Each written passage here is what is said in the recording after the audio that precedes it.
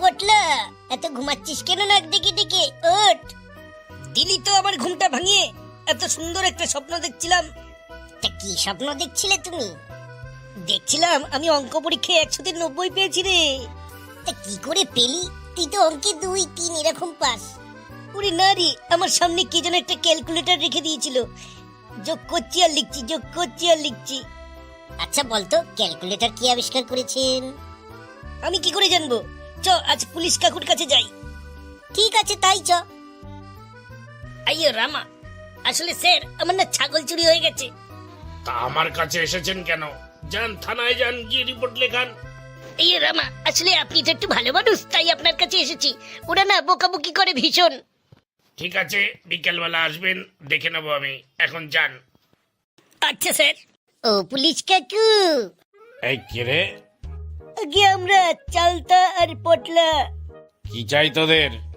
বলছি কাকু, ক্যালকুলেটরটা কি আবিষ্কার করলো গো? কাল ভোরবেলা বাড়িতে আসিস, বলবো। এখন অনেক কাজ আছে আমার, যা। আচ্ছা ঠিক আছে, ঠিক আছে। ও পুলিশ কাকু।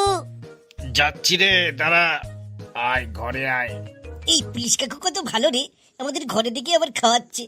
ওসব কথা বাদ দে, আসল কথা বল, কি জানতে চাস তোরা?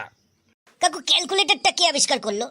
আচ্ছা, এই ব্যাপার। তাহলে শোন, ক্যালকুলেটরের প্রাথমিক ধারণাটি প্রথম বাস্তবায়ন করেন ব্লেইজ প্যাসকাল নামে একজন ফরাসি গণিতবিদ। তিনি 1642 সালে মাত্র 19 বছর বয়সে একটি যন্ত্র আবিষ্কার করেন যেটা যোগ ও বিয়োগ করতে পারত। এটি ছিল পৃথিবীর প্রথম যান্ত্রিক ক্যালকুলেটর। নাম ছিল প্যাসকালিন। বাবা, প্যাসকালের পরে আরও অনেক বিজ্ঞানী ক্যালকুলেটরকে উন্নত করেছেন। গটফ্রিড লেইবনিজ গুণ ও ভাগ করার ফিচার যুক্ত করেন, আর চার্লস ব্যাবেজ ডিফারেন্স ইঞ্জিন ও অ্যানালিটিক ইঞ্জিন তৈরি করেন, যা আধুনিক কম্পিউটারের পূর্বসূরি। উপস্থিত ডিজিটাল যুগে 1960 ও 70-এর দশকে প্রথম ইলেকট্রনিক ক্যালকুলেটর বাজারে আসে। বাহ কাকু, এই ক্যালকুলেটর তৈরি হওয়ার পর মানুষের কত সুবিধা হলো বলো তো হিসাব করেন। হ্যাঁ, এই ক্যালকুলেটর আসার পর থেকে তো দোকানে দোকানে এখন দেখিস না ক্যালকুলেটর রাখে। ইলেকট্রনিক্স ক্যালকুলেটর কে তৈরি করে জানিস?